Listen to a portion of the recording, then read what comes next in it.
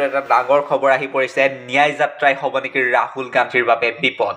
ৰাহুলৰ বিৰুদ্ধে একশ্যন ল'বলৈ ডিজিপিক নিৰ্দেশ জনাইছে অসমৰ মুখ্যমন্ত্ৰী ডক্টৰ হিমন্ত বিশ্ব শৰ্মাই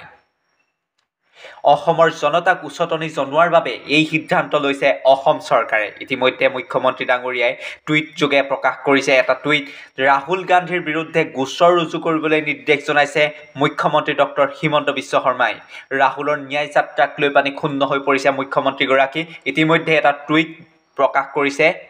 ৰাহুলৰ ন্যায় যাত্ৰা হৈ পৰিছে লাহে লাহে হিংসাত্মক ইয়াৰ কাৰণে অসম চৰকাৰে ইতিমধ্যে এটা টুইট প্ৰকাশ কৰিছে ডক্টৰ হিমন্ত বিশ্ব শৰ্মাই তীব্ৰ যান-জঁটৰ সৃষ্টি হৈছে গুৱাহাটীত এয়া অসমৰ সংস্কৃতিৰ অংশ নহয় বুলি তেখেতে টুইটটোত প্ৰকাশ কৰিছে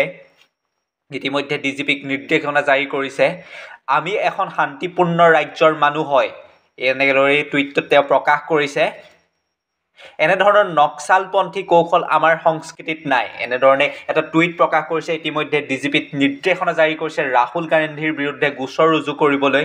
অসমৰ মুখ্যমন্ত্ৰী ডাঙৰীয়া এটা টুইট প্ৰকাশ কৰিছে ইতিমধ্যে ৰাহুল গান্ধীৰ ন্যায় যাত্ৰাক লৈ শূন্য হৈ পৰিছে মুখ্যমন্ত্ৰীগৰাকী ৰাহুল গান্ধীৰ বিৰুদ্ধে গোচৰ ৰুজু কৰিবলৈ নিৰ্দেশ জনাইছে ডিজিপিক অসম পুলিচৰ যি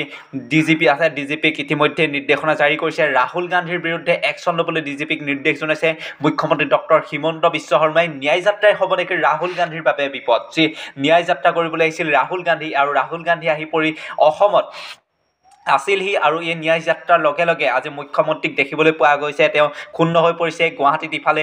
তীব্ৰ যান-জঁটৰ সৃষ্টি হৈছে ইয়াৰ পাছতে তেওঁ টুইটটোত প্ৰকাশ কৰিছে যে এয়া অসমৰ সংস্কৃতি অংশ নহয় বুলি তেওঁ টুইটটোত প্ৰকাশ কৰিছে আমি এখন শান্তিপূৰ্ণ ৰাজ্যৰ মানুহ হয় ইতিমধ্যে ডক্টৰ হিমন্ত বিশ্ব শৰ্মাৰ টুইটটোত স্পষ্টভাৱে লিখা আছে যে আমি এখন শান্তিপূৰ্ণ ৰাজ্যৰ মানুহ হয় এনেধৰণৰ নক্সালপন্থী কৌশল আমাৰ সংস্কৃতিত নাই হয় এনেধৰণৰ নক্সালপন্থী কৌশল আমাৰ সংস্কৃতিত নাই বুলি ইতিমধ্যে স্পষ্টভাৱে তেওঁ মুখ্যমন্ত্ৰীগৰাকীয়ে টুইটটোত প্ৰকাশ কৰিছে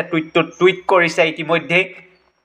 ৰাহুলৰ ন্যায় যাত্ৰা হৈ পৰিছে লাহে লাহে হিংসাত্মক এতিয়া ইতিমধ্যে আপোনালোকে দেখিবলৈ পাইছে যে গুৱাহাটীত তেওঁ ৰাহুল গান্ধীৰ ন্যায় যাত্ৰা পাইছিলেগৈ আৰু ৰাহুল গান্ধীৰ ন্যায় যাত্ৰাত লগে লগে আৰক্ষী আৰু কংগ্ৰেছ কৰ্মীৰ মাজত বাক বিতণ্ডাৰ হৈ পৰিছিলে আৰু ইয়াৰ পাছতেই মুখ্যমন্ত্ৰীগৰাকীয়ে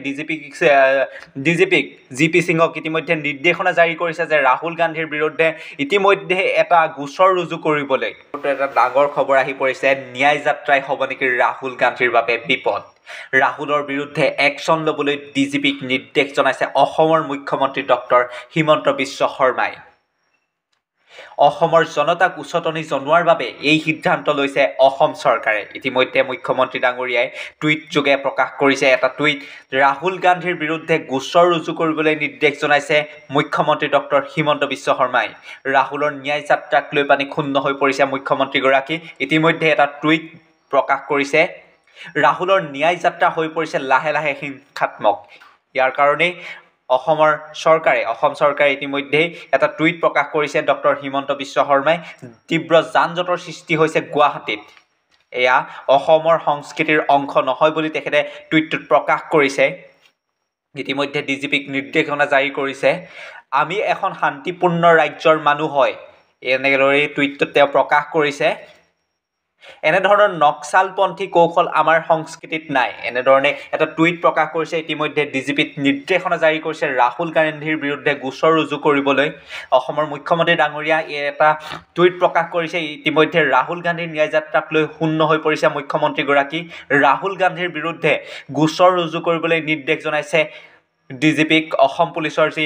ডিজিপি আছে ডিজিপিক ইতিমধ্যে নিৰ্দেশনা জাৰি কৰিছে ৰাহুল গান্ধীৰ বিৰুদ্ধে একশ্যন ল'বলৈ ডিজিপিক নিৰ্দেশ জনাইছে মুখ্যমন্ত্ৰী ডক্টৰ হিমন্ত বিশ্ব শৰ্মাই ন্যায় যাত্ৰাই হ'ব নেকি ৰাহুল গান্ধীৰ বাবে বিপদ যি ন্যায় যাত্ৰা কৰিবলৈ আহিছিল ৰাহুল গান্ধী আৰু ৰাহুল গান্ধী আহি পৰি অসমত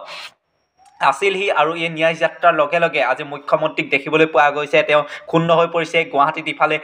তীব্ৰ যান-জঁটৰ সৃষ্টি হৈছে ইয়াৰ পাছতে তেওঁ টুইটটোত প্ৰকাশ কৰিছে যে এয়া অসমৰ সংস্কৃতি অংশ নহয় বুলি তেওঁ টুইটটোত প্ৰকাশ কৰিছে আমি এখন শান্তিপূৰ্ণ ৰাজ্যৰ মানুহ হয় ইতিমধ্যে ডক্টৰ হিমন্ত বিশ্ব শৰ্মাৰ টুইটটোত স্পষ্টভাৱে লিখা আছে যে আমি এখন শান্তিপূৰ্ণ ৰাজ্যৰ মানুহ হয় এনেধৰণৰ নক্সালপন্থী কৌশল আমাৰ সংস্কৃতিত নাই হয় এনেধৰণৰ নক্সালপন্থী কৌশল আমাৰ সংস্কৃতিত নাই বুলি ইতিমধ্যে স্পষ্টভাৱে তেওঁ মুখ্যমন্ত্ৰীগৰাকীয়ে টুইটটোত প্ৰকাশ কৰিছে টুইট কৰিছে ইতিমধ্যে ৰাহুলৰ ন্যায় যাত্ৰা হৈ পৰিছে লাহে লাহে হিংসাত্মক। এতিয়া ইতিমধ্যে আপোনালোকে দেখিবলৈ পাইছে যে গুৱাহাটীত তেওঁৰ ৰাহুল গান্ধীৰ ন্যায় যাত্ৰা পাইছিলেগৈ আৰু ৰাহুল গান্ধীৰ ন্যায় যাত্ৰাত লগে লগে আৰক্ষী আৰু কংগ্ৰেছ কৰ্মীৰ মাজত বাক বিতণ্ডাৰ হৈ পৰিছিলে আৰু ইয়াৰ পাছতেই মুখ্যমন্ত্ৰীগৰাকীয়ে ডিজিপিক জি.পি. সিঙক ইতিমধ্যে নিৰ্দেশনা জাৰি কৰিছে যে ৰাহুল গান্ধীৰ বিৰুদ্ধে ইতিমধ্যে এটা গোচৰ ৰুজু কৰিব